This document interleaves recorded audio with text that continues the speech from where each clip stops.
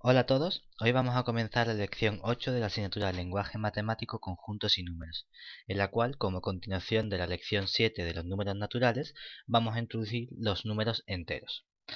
Y, aunque vamos a trabajar de forma un poco distinta como estamos habituados, vamos a ver que al final todo termina cayendo en el mismo sitio. Y para definir los números enteros, lo que vamos a hacer va a ser trabajar con relaciones de equivalencia. Para ello vamos a considerar la siguiente relación de equivalencia en el conjunto n por n. Es decir, en el producto cartesiano de los naturales por los naturales se define la relación de equivalencia, que podemos expresar como esta especie de epsilon aproximadamente, dada por un par a, b, va a estar relacionado con el elemento a', b', si y solo si se verifica que a más b' coincide con el elemento a' más b, donde aquí la suma que tenemos es precisamente la suma habitual de n. Entonces, las clases de equivalencia, que son los elementos alfa igual a la clase de elementos a, b, reciben el nombre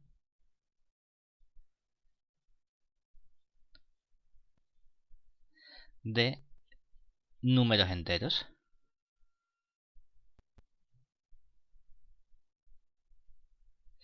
Y el conjunto z de los números enteros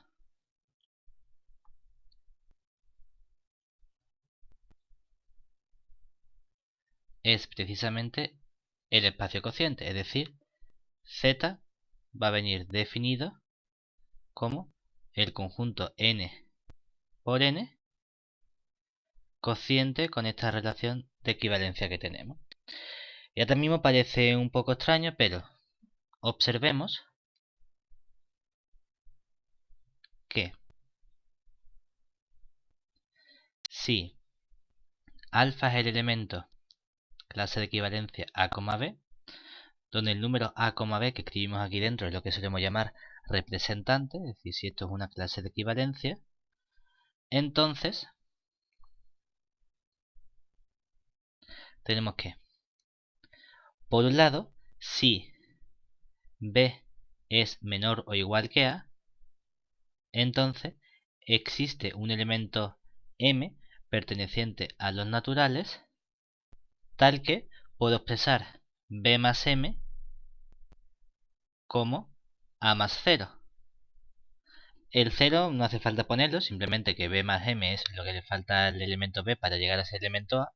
Por lo tanto, eso significa que el elemento BA está relacionado con el M0. Es decir, que puedo escribir el alfa precisamente como la clase de equivalencia del elemento M0 en lugar del elemento AB. O, de forma similar, si el A es el que es menor o igual que el B, entonces existe un elemento N perteneciente a los naturales, tal que puedo escribir el A más N como el B más 0.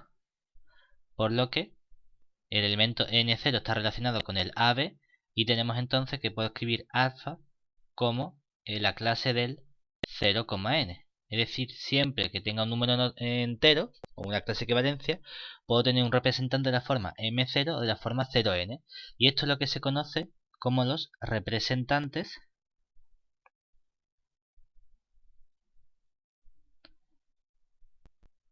canónicos.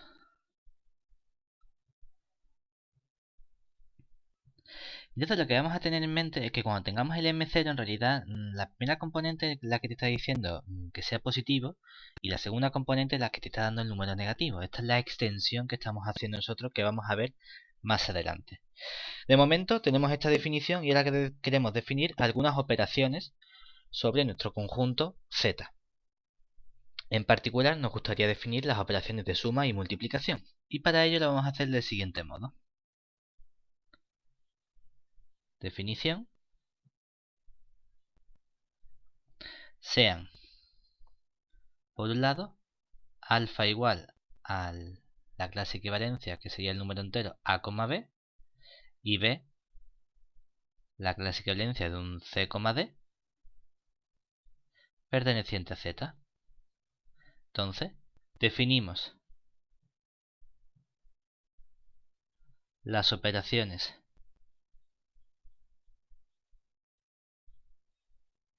de suma y producto en Z como, por un lado, para la suma tengo que el alfa más beta va a venir definido como sumar las componentes a componente, es decir, voy a tener la clase del elemento a más c, b más d. Mientras que para el producto voy a tener que alfa por beta va a ser precisamente multiplico primera con primera y sumo segunda con segunda, es decir, hago a por c más b por d. Y aquí hago el producto cruzado, es decir, hago a por d más b por c. Esta es la definición que vamos a dar de momento del producto y de la suma aquí. Claro, observamos que por las propiedades que tenía tanto la suma como el producto en n, y por ser AB un producto cartesiano de n por m, todas esas propiedades de asociatividad, conmutatividad, distributividad de la producto respecto de la suma, todo eso se va a transferir a las componentes que tenemos. Y eso nos lleva precisamente a un resultado final que nos da toda la información sobre qué le pasa al anillo. Perdón, qué le pasa al conjunto. Y es que precisamente se tiene que Z con la suma y con el producto es un anillo conmutativo unitario. Epa.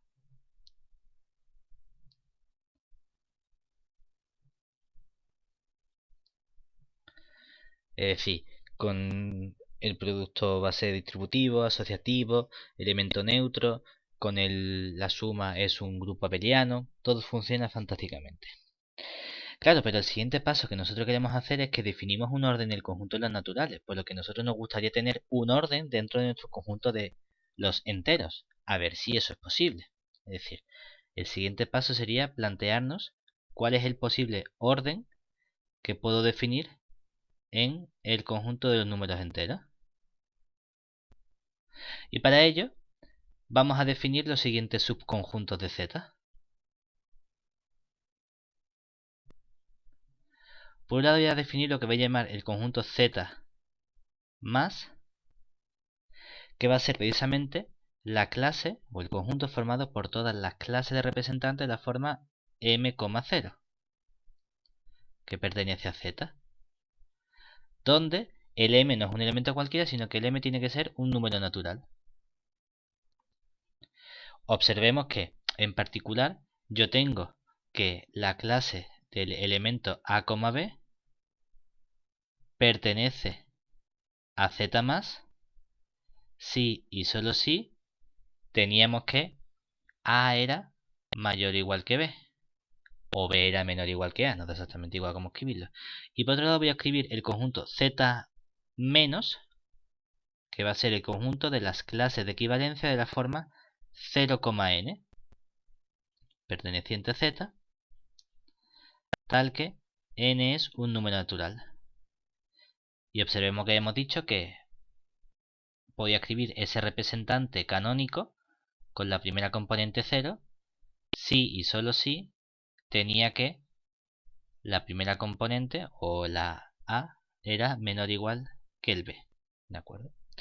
Y en cierto modo lo que estamos diciendo es que estos elementos, los que tienen por representante el M0, son los elementos positivos, los enteros positivos, y luego posteriormente vamos a decir, bueno, pues si lo puedo escribir como M0, en realidad lo puedo identificar simplemente con el número M, y no lo tengo que escribir con toda esta terminología de clase, de equivalencia, del par, del producto cartesiano, no, sino que entonces diremos, M es la forma de escribir el M,0.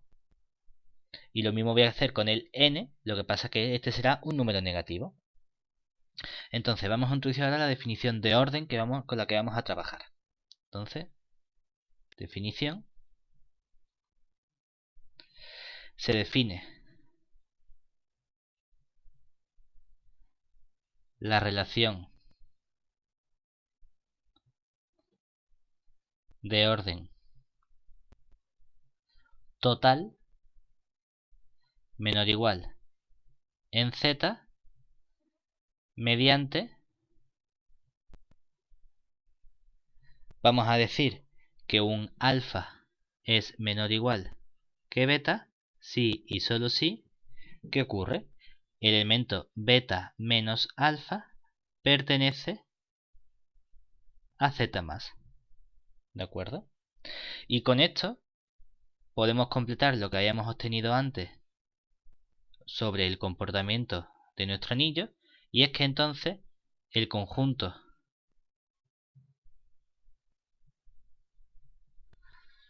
Z con la suma, el producto y la relación de orden menor o igual que acabamos de definir es un anillo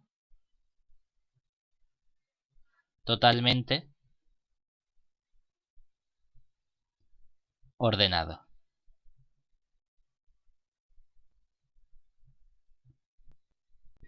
Pero claro, como hemos estado diciendo prácticamente todo el rato, esta identificación que estamos haciendo, o esta forma de escribir un número no entero, es demasiado compleja, es demasiado enrevesada, no es lo que estamos acostumbrados a hacer. Y es precisamente porque tenemos que entender el concepto del número entero como una extensión de los números naturales. ¿Una extensión en qué sentido? Y eso es lo que queremos precisar aquí. Y para ello vamos a ver que podemos identificar la relación que existe entre el conjunto de los números naturales y Z. Es decir, vamos a estudiar ahora la identificación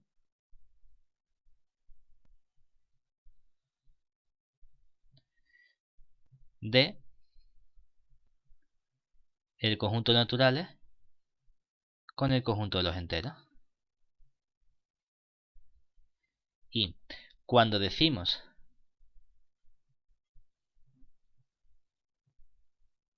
que Z, el conjunto de los enteros, es una extensión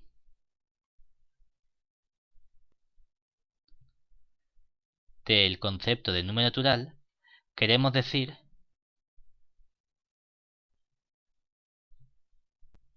que podemos encontrar una aplicación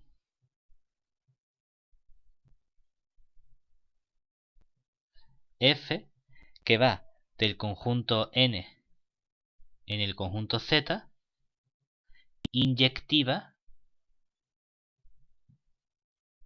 que verifica las siguientes propiedades.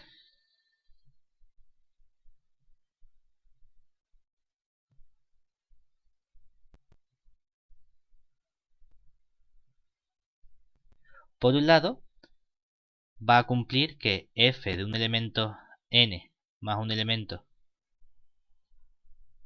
m sea igual a f de n más f de m.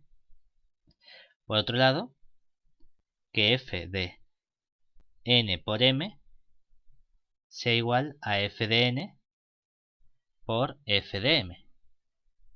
Y por último, que si n es menor o igual que m, entonces f de n es menor o igual que f de m.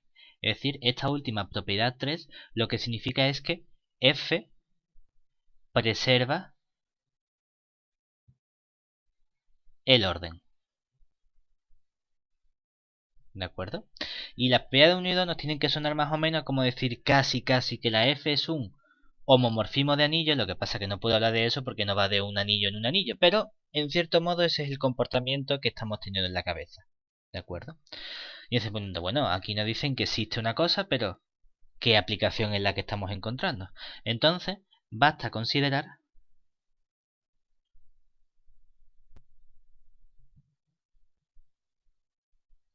la aplicación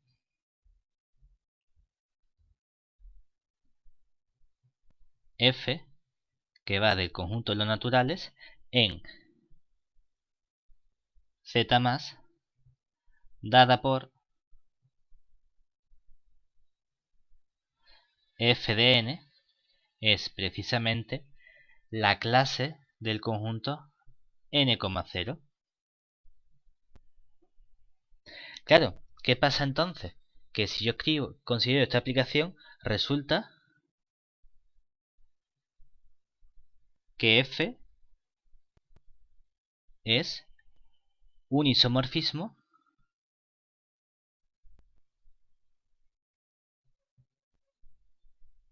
entre el conjunto de los naturales y Z más.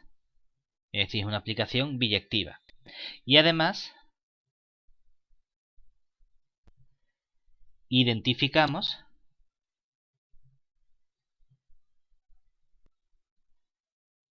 el número natural n del conjunto de los naturales con la clase equivalencia del n, 0.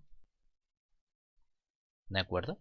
Es decir, que ahora ya escribiremos el número natural o entero n simplemente como n en lugar de la clase de equivalencia del par n, 0. Ahora, esto mismo puede hacerse si variamos, es decir, podemos realizar una identificación similar entre el conjunto de los naturales y el conjunto Z menos a través de f de n igual a la clase del 0,n. Entonces, escribiremos precisamente que el menos n va a ser precisamente menos la clase del n, 0 o lo que es lo mismo la clase del 0,n. Esta es la identificación que vamos a hacer para la parte de los elementos negativos. Y por último vamos a utilizar esta parte con dos propiedades muy importantes que se verifican en el conjunto de los enteros, que son precisamente consecuencias de las relaciones de orden que existen en n y de las propiedades que se heredan por estas identificaciones que estamos haciendo. Por un lado, tenemos el siguiente resultado. Posición. Se verifican, por un lado, 1 sea A contenido en Z, no vacío, y un conjunto que está acotado superiormente. Entonces, existe el máximo del conjunto A. De forma similar, si tengo un conjunto A contenido en Z, no vacío, y acotado inferiormente,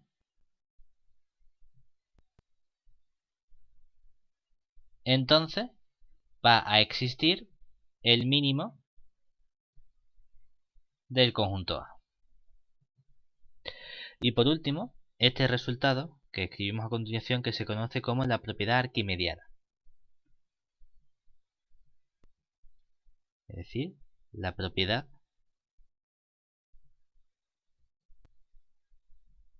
arquimediana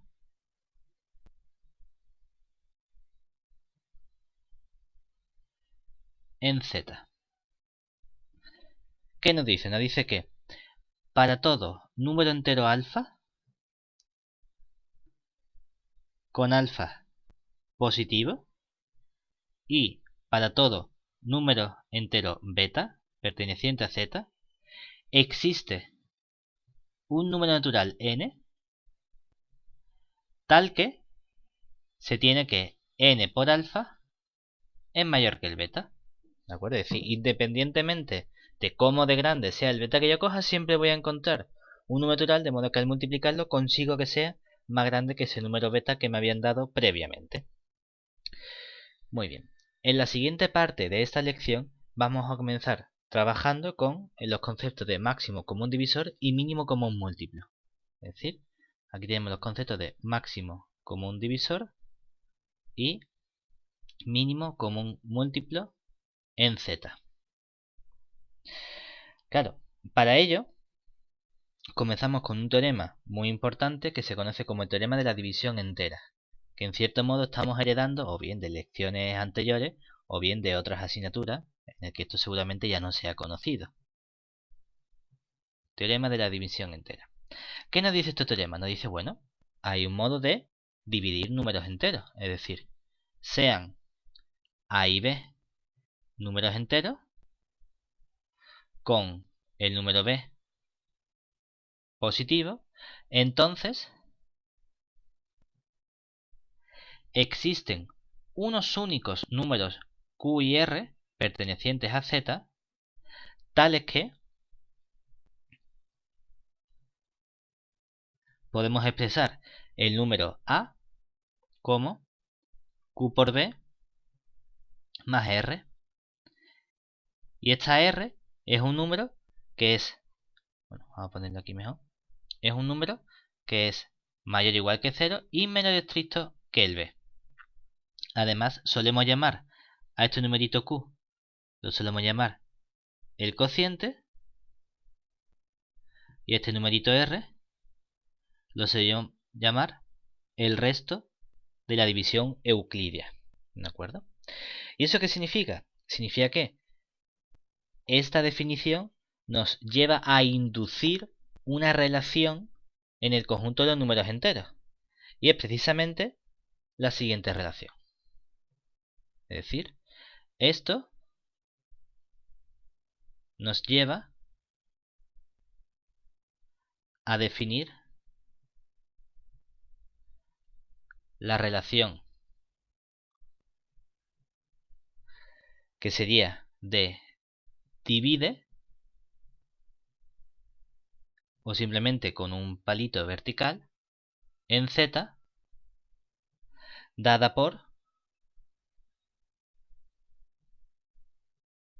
el número B divide al número entero A, si y solo si se tiene que existe otro entero Q perteneciente a Z, tal que puedo escribir A como Q por B. Es decir, lo que estamos diciendo aquí es que precisamente el resto de la división entera es precisamente 0, no aparece la R. Entonces, si llamamos nz, que sería el conjunto de todos los números de la forma n por m, tal que m pertenece a z, es decir, esto no es otra cosa que el conjunto de los múltiplos de n, entonces se tienen las siguientes propiedades. Por un lado, tenemos que n divide a 0 para todo número n perteneciente a z distinto de 0, es decir, z asterisco. Por otro lado, tenemos que 1 divide a 0 y el menos 1 divide también a 0. Y además podemos generalizar esto no solo con el 0, sino con cualquier número entero, es decir, 1 divide a n y menos 1 divide a n para todo n perteneciente a z. Por otro lado, tenemos que b divide a si y solo si. ¿Qué ocurre? Si a es un múltiplo de b, es decir, si a, como a tiene que ser q por b con q perteneciente a z, esto es precisamente que sean los múltiplos, es decir, que a sea un elemento del conjunto bz. O, lo que es lo mismo, tenemos que b divide a si y solo si el conjunto de todos los múltiplos de z, de a, está contenido en el conjunto de todos los múltiplos del número b.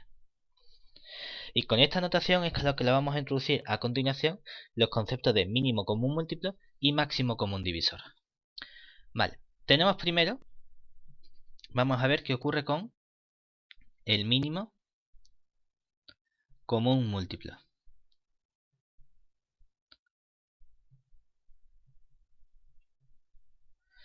Y para ello lo vamos a definir realmente a través del siguiente resultado. Teorema.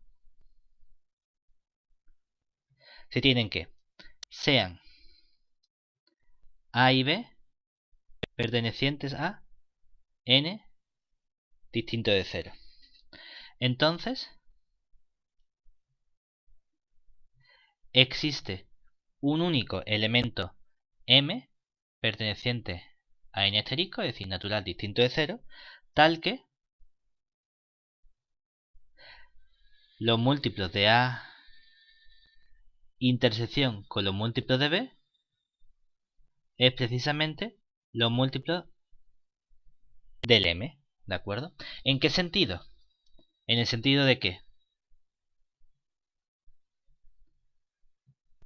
si existe un elemento n que sea múltiplo de a y b, entonces n es también múltiplo de m.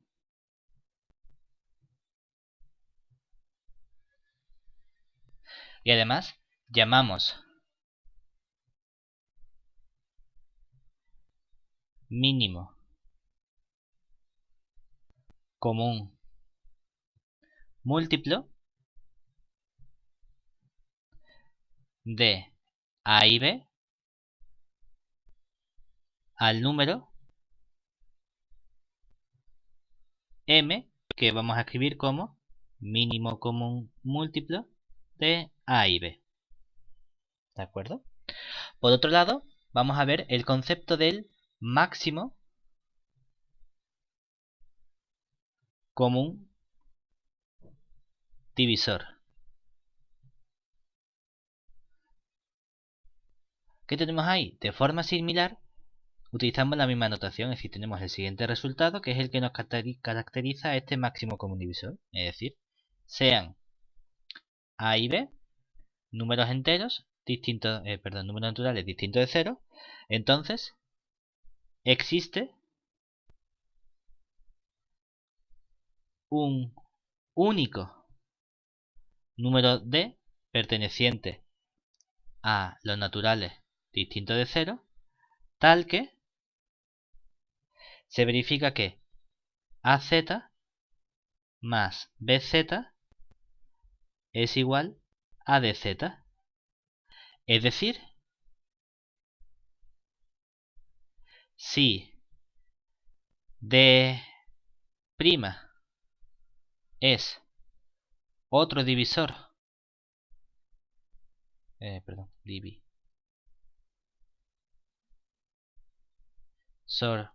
común de a y b, entonces d divide a d', es decir, d' es mayor que el d. Entonces, llamamos máximo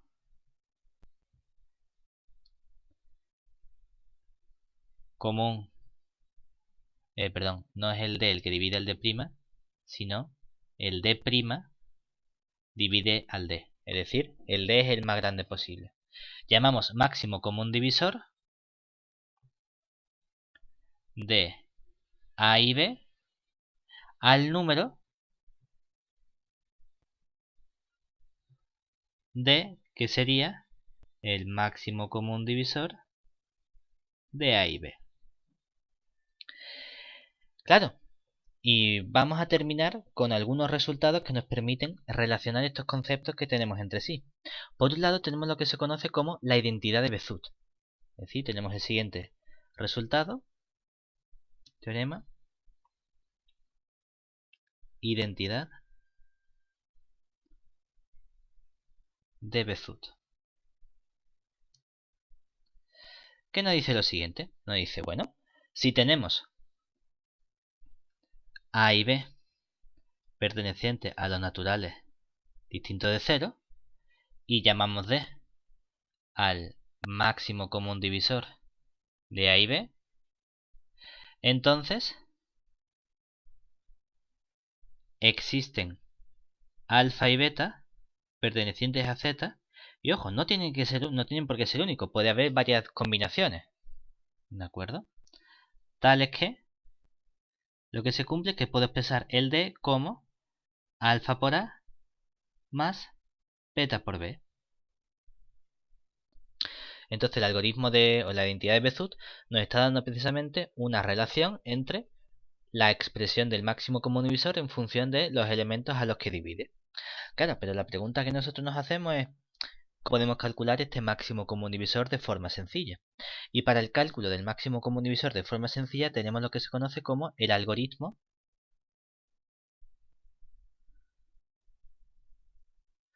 de Euclides,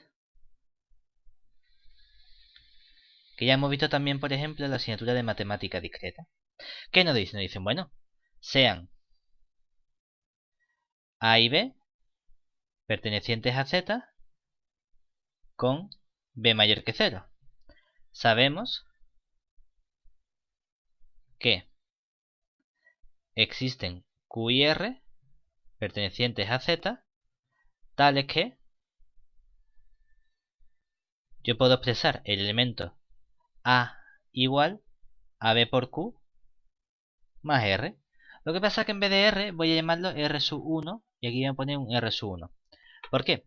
Porque después me voy a fijar ahora en estos elementos que son precisamente el B y el R sub 1. Porque sabemos que hay una relación, es que 0 es menor o igual que R sub 1 menor que B. Y entonces vamos a repetir el proceso, porque como B es más grande, yo sé que puedo encontrar unos... Es decir, existen ahora, esto igual lo vamos a llamar Q sub 1, Q sub 1, existen Q sub 2 y R sub 2 pertenecientes a Z, tales que yo puedo expresar el B como, ahora vendría el R sub 1 por el Q sub 2 más el R sub 2. Y esto sería con 0 menor o igual que R sub 2 menor estricto que R sub 1. Y ahora me vuelvo a fijar en este R sub 1 y este R sub 2. Y continúo un proceso en el que aquí van a aparecer precisamente unos restos R sub... bueno, ahora dividiré. Es decir, existirán unos Q sub 3 y R sub 3 perteneciente a Z, tales que se cumpla, por ejemplo, vamos a poner el caso del 3 para que se vea también más claro, en el que se cumpla que como el R1 es el grande, es decir, el R1 va a ser el R, aquí vendrá 2 por el Q sub 3 más el R3. Es decir, de así llego a una sucesión en la que aquí aparece un R sub n, aquí aparece el R sub n más 1, aquí aparece el Q sub n más 2 y aquí aparece el resto R sub n más 3. ¿Qué es lo que me interesa? Vamos a repetir este proceso hasta que el resto R correspondiente sea 0, es decir, iteramos el proceso hasta que el resto R sub, vamos a poner por ejemplo R sub J más 1, sea igual a 0. Entonces, cuando he llegado a que un resto es 0, me fijo en el resto anterior. Y entonces tendré que D, que es el máximo común divisor de los números A y B, es precisamente el resto anterior a que el resto haya salido 0, es decir, el resto R sub J. Esto es lo que nos da el algoritmo de Euclides, nos permite calcular el máximo común divisor efectuando las sucesivas divisiones. Y en el momento en el que llega a que un resto es 0, el resto anterior es precisamente el máximo común divisor de los dos números. Claro, este algoritmo está muy bien y precisamente nos da unas relaciones entre las identidades de Bézout que hemos visto previamente. ¿De qué modo? Bueno, pues nos dice, como consecuencia del algoritmo de Euclides, vamos a ver qué pasa con los números primos. Claro, y para eso tenemos el siguiente concepto de, sabemos lo que es un número primo, pero ¿qué significa que dos números sean primos entre sí? Entonces, dados A y B pertenecientes a Z asterisco, es decir, distinto de 0, decimos que son primos entre sí si ocurre que el máximo común divisor del valor absoluto de A y el valor absoluto de B es precisamente igual a 1. Claro, en particular, usando la identidad de Bézout, tenemos que, dados A y B pertenecientes a Z asterisco, entonces A y B son primos entre sí si y solo si existen dos números alfa y beta pertenecientes a Z tales que puedo expresar 1 como alfa por A más beta por B. Claro, porque entonces este 1 sería el máximo común divisor del A y el B. Por lo tanto, tendré precisamente que son primos entre sí. Y finalizamos para ello, bueno, aquí en realidad en este teorema no tomamos los números enteros, sino que los tomamos de n, porque los queremos positivos, y así nos ahorramos tener que variar con este módulo de A, valor absoluto de A y valor absoluto de B. Y por último, vamos a finalizar la parte teórica con un resultado que se conoce como teorema de Gauss, que nos dice lo siguiente. Nos da una especie de propiedad no cancelativa, sino nos da información sobre cómo efectúa la división cuando números son primos entre sí.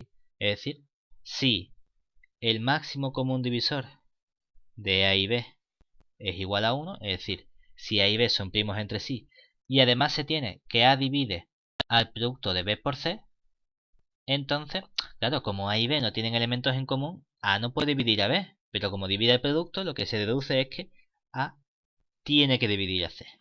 ¿De acuerdo? Y esto es lo que nos da la información del teorema de Gauss. Nos dice cómo podemos efectuar la división con elementos primos entre sí.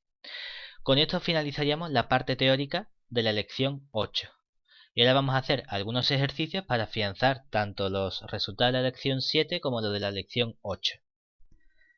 Muy bien, vamos entonces a ver el primer ejercicio. En este ejercicio nos dan una operación interna definida en el conjunto de naturales y definimos por inducción cuál es la potencia de A sub n y me piden estudiar si la operación A es conmutativa, asociativa, posee elemento neutro y en su caso si tiene elemento simétrico. Muy bien, entonces comenzamos estudiando lo que nos piden. Primero, veamos si estrellita es conmutativa. Por un lado vamos a calcular quién sería A estrellita con B, que nos quedaría que eso por definición es A más B más A por B. Pues claro, yo sé que la suma es conmutativa en el conjunto de lo natural, es decir, en vez de escribir A más B puedo escribir B más A. Pero también sé que el producto es conmutativo en el conjunto de lo natural, entonces en lugar de escribir A por B puedo escribir B por A. Pero esto es precisamente la operación B estrellita con A. Luego tenemos que la operación es conmutativa en el conjunto de naturales. Muy bien. Vamos a estudiar ahora la asociatividad. Entonces, para la asociatividad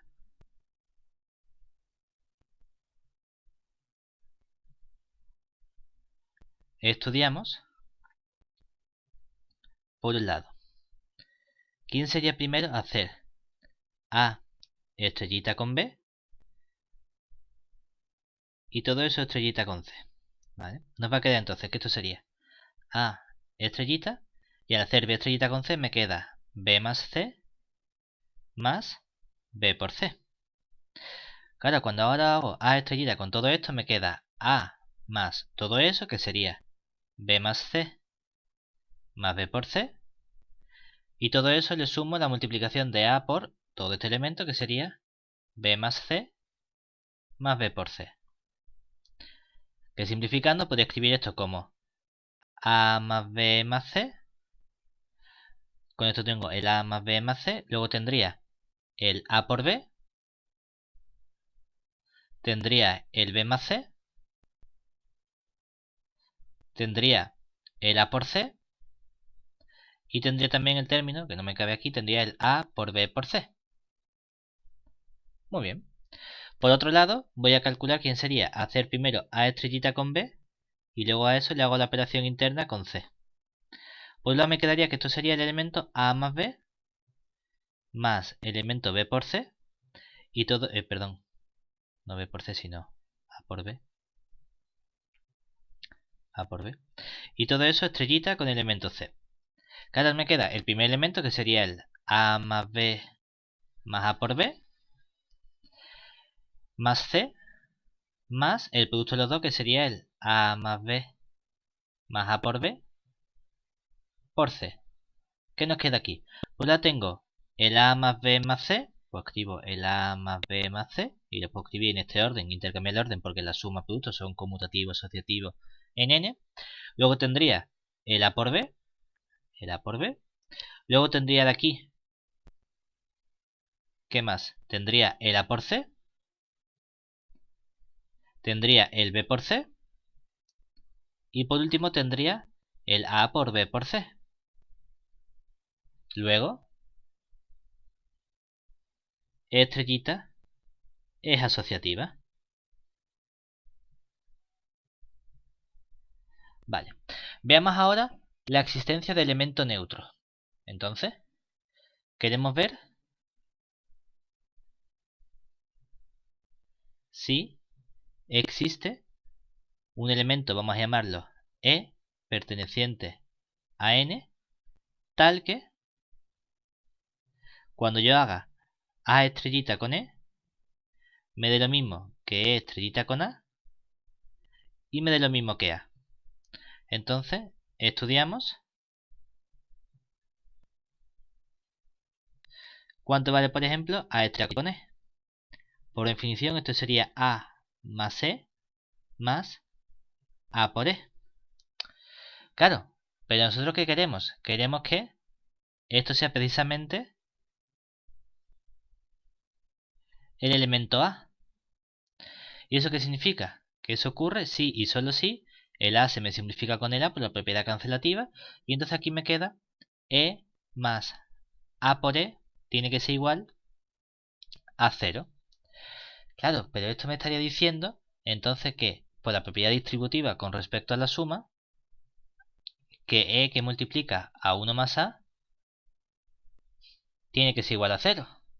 Claro, y eso solo es posible si E es elemento 0. Muy bien. Este es mi candidato al elemento neutro. Pero vamos a comprobar la otra igualdad. Entonces, falta comprobar la igualdad restante. Y para ello tenemos que estudiar cuánto vale E estrellita con A. Pero E estrellita con A es 0 estrellita con A. Que sería 0 más A más 0 por A. Y esto me queda precisamente el elemento A. Vale, pues en efecto tenemos un elemento neutro. Y por último, querían preguntarme si había elemento inverso o simétrico. ¿De acuerdo? Entonces vamos a estudiarlo. Entonces, veamos si hay elemento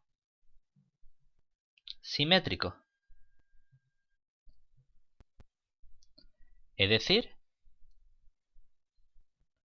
si para todo A número natural existe un A' perteneciente a los naturales, tal que se tiene que A estrellita con A' es lo mismo que A' estrellita con A y es lo mismo que E. Entonces, estudiamos, por ejemplo, ¿quién sería A estrellita con A'? Claro, eso me tiene que dar A más A' más A por A'. Pero nosotros imponemos que esto ¿cuánto tiene que ser? Imponemos que sea precisamente el elemento E, que era el elemento 0. Claro, eso es lo que nos lleva a decir que entonces A más A' más A por A' tiene que ser igual a 0. Claro, pero A y A' son números naturales. ¿Eso qué significa? Que si A es distinto de 0, el único modo que existe, es decir, aquí hicimos si A fuese distinto de 0, entonces tendríamos que despejar el A' y aquí nos quedaría que el A' sería igual a ¿quién? El A lo tendríamos que cancelar restando. Claro, esto ya es un problema. Y además tendríamos que, bueno, en vez de escribirlo así, vamos a escribirlo como que cuando saco el A' factor común, es decir, A' que multiplica por la propiedad distributiva a más 1 más el elemento A tendría que ser igual a 0. Pero tengo suma de números naturales. ¿Eso qué significa? El único modo de que la suma de números naturales sea igual a 0 es que todos los elementos que están sumando sean 0. Pero eso me estaría diciendo entonces que tanto el A como el A' sería 0. Entonces, no existe elemento simétrico excepto para A igual a 0, que sería A' igual a 0 también. ¿De acuerdo? Muy bien. Epa. Vamos a ver entonces ahora el siguiente apartado. En el siguiente apartado, ¿qué me decían? Me decían que estudiase o que calculase a cuadrado, a al cubo y a la cuarta. Y que expresase a elevado a n por recurrencia. Entonces lo que vamos a intentar va a ser expresar directamente a elevado a n por recurrencia. Y luego vamos a sustituir para los casos 2, 3 y 4. Aunque bueno, depende. Venga, vamos a calcularlo como indica aquí. Entonces en el apartado B, calculamos primero quién sería a al cuadrado con esta operación. Claro que esto por definición es a estrellita con a. Y eso sería, o bueno, por definición sería a elevado a 1 estrellita con a, y esto es a estrellita con a. Ya digo, pues esto me queda precisamente a más 2a. Perdón. A más a más a por a. Y con la notación de la suma y el producto sería 2a más a cuadrado. Venga, vamos a hacer ahora a elevado a 3 con esta notación, que sería por definición a elevado a 2 por a. Pero ya he calculado que a elevado a 2, bueno, estrellita, que a elevado a 2 es precisamente el elemento 2a más a cuadrado, estrellita con a. Y esto me quedaría el elemento 2a más a cuadrado más a más el 2a más a cuadrado por a. ¿Y qué nos queda entonces? Nos queda aquí 2a más a sería 3a. De aquí tendría 2a por a sería 2a cuadrado, más a cuadrado sería 3a cuadrado. Y por último, a cuadrado por a me quedaría más a cubo. Y vamos a calcular ya finalmente quién sería el a la cuarta. A la cuarta sería hacer a cubo con esta operación estrellita con a, que eso es hacer elemento 3a más 3a cuadrado más a cubo estrellita con a. Nos va a quedar entonces la suma de los dos elementos, es decir, 3a más 3a cuadrado más a cubo más a, más este elemento que sería el 3a más 3a cuadrado más a cubo por el elemento a. Y si simplificamos, ¿qué tendríamos? Tendríamos aquí 3a más a sería 4a, 3a cuadrado, aquí tengo a por 3a cuadrado, me quedaría más 6a cuadrado, con el a cubo tendría a cubo por a, bueno, 3a cuadrado por a sería 3a cubo, aquí me quedaría más 4a cubo, y ahora tendría el a cubo por a que sería el a la cuarta. ¿De acuerdo? Muy bien. Con esto ya tenemos los tres elementos. Y ahora queremos calcular de forma genérica. Es decir, en general, queremos hallar una ley de recurrencia. ¿De acuerdo? Es decir, queremos ver qué relación estamos viendo aquí para estos términos. ¿Vale? Pero ¿qué observamos? Que cuando tengo el elemento a sub 2, aquí aparece el 2a y el a cuadrado. Cuando tengo el elemento a sub 3, ¿qué aparece? Aparece precisamente 3a, es decir, el exponente aparece aquí, el 3 aparece aquí y aquí aparece a al cubo. Cuando aparece el a la cuarta, ¿qué tendríamos? El 4a cuadrado, el 6, el 4a, el 6a cuadrado, el 4a cubo y el a la cuarta. ¿Y ahora qué va a pasar con el siguiente? Que en cada término, ¿qué vamos a tener? Vamos a tener que a elevado a n más 1 va a ser precisamente el a elevado a n asterisco con la a, y por definición esto es el a elevado a n más el a más el a elevado a n por el a. ¿De acuerdo? Esta es la notación que tenemos aquí. ¿De acuerdo? Y esta sería la expresión que tenemos por recurrencia. ¿De acuerdo? Es decir, el a sub n más 1 está expresado en función anterior. Ahora queremos expresarlo respecto de las operaciones habituales. Entonces, si quiero, podría intentar sacar un factor común y decir, bueno, aquí tengo o la a o el a elevado a n. Es decir, puedo decir, bueno, esto es lo mismo que escribir a elevado a n, que multiplica al término a más 1, y aquí le sumo siempre el término a. Es decir, que el término a sub n más 1 es multiplicar el anterior por a más 1 y sumarle a. ¿De acuerdo? Y entonces podríamos tener así la expresión con respecto a las operaciones habituales. Ahora, por último, nos piden demostrar en el apartado C que a elevado a m asterisco con el a elevado a n es igual al a elevado a m más n.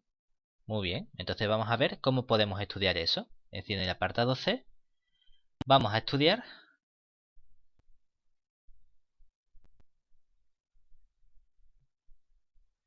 cuánto vale a elevado a n asterisco con a elevado a m. Claro, y eso por definición sería el a elevado a n más el a elevado a m más el a elevado a n por a elevado a m. Claro, pero para estudiar esta relación vamos a volver al apartado anterior y vamos a ver si podemos seguir extendiendo esto un poco más. Y si en este apartado seguimos trabajando con este a elevado a n, decimos, bueno, es que a elevado a n va a ser precisamente el a n menos 1, lo multiplico por el a más 1 y le sumo a. Pero todo esto a su vez lo estaba multiplicando por el término a más 1 y le estaba sumando a. Es decir, que todo esto lo puedo expresar como el a n menos 1 por el a más 1 al cuadrado más a por el a más 1 más a. Y si ahora repetimos este proceso con el sustituyendo de nuevo el a sub n menos 1, tendríamos que el a sub n menos 1 es precisamente el a sub n menos 2, que multiplica el a más 1 por, bueno, más el a. Y entonces todo esto me quedaría aquí precisamente el a sub n menos 2 por el a más 1 al cubo más el a que multiplica al a más 1 al cuadrado más el a que multiplica al a más 1 más el a. Y entonces cuando repetimos este proceso de forma inductiva hasta llegar al último número que puedo restar, que sería hasta que me queda a elevado a 1, aquí me quedaría a y aparecerían sumando todos los a más 1 desde 0, 1, 2, 3 hasta precisamente el elevado a n. Y entonces me quedaría aquí la suma desde k igual a 0 hasta n de a más 1 elevado a k. ¿Eso qué significa? Que entonces, volviendo a la siguiente parte, cuando tengo esta expresión de aquí, yo veo que esto lo puedo escribir como el a elevado a n, precisamente a, por la suma desde k igual a 0 hasta n del a más 1 elevado a k. Y este de aquí me va a quedar más el a, bueno, vamos a ponerlo debajo porque no me va a caber aquí. Vamos a ponerlo aquí abajo. Esto me va a quedar el a por la suma desde k igual a 0 hasta n del a más 1 elevado a k.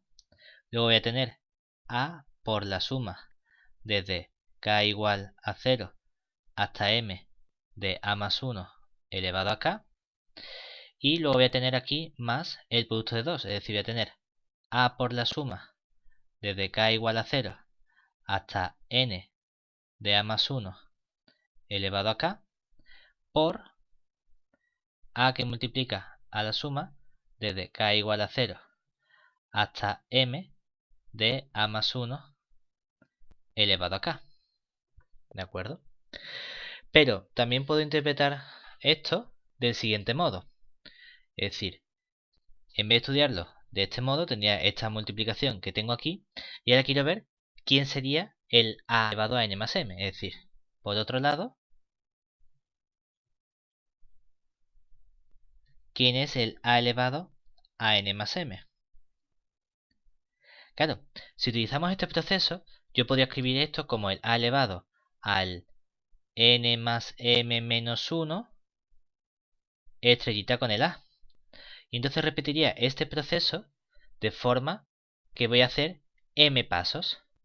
Y cuando hago m pasos, ¿qué me va a quedar? Me va a quedar que esto sería precisamente el a elevado a n. Y aquí ¿quién va a aparecer?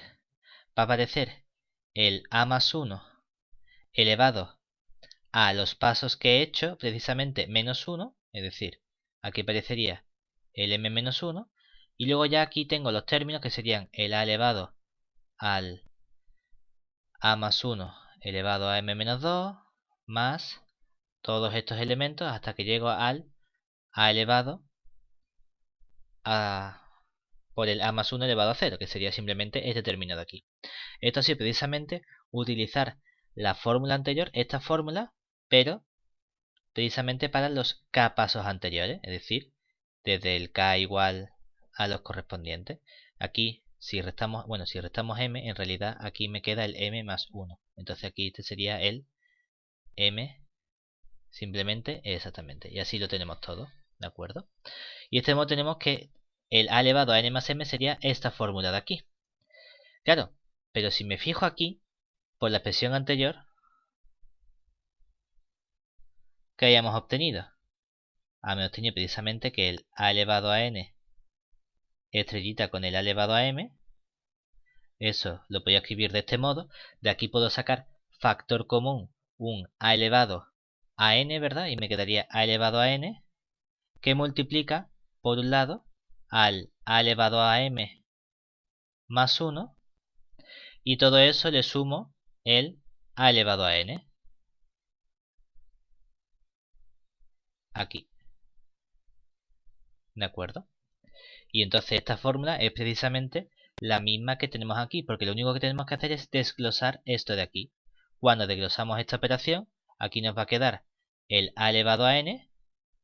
Y aquí, ¿qué me va a quedar? Este término va a venir multiplicado ¿por quién? Por todos los sumatorios anteriores. Es decir, el a elevado a m me va a quedar precisamente el a por el a más 1 elevado a m más todos los términos anteriores hasta que llego al a. Y aquí voy a sumar el a elevado, el a por el a elevado a m hasta que llego a la precisamente. Y cuando simplifico estas operaciones me queda precisamente este término que tengo aquí. Y de este modo tenemos demostrada la igualdad.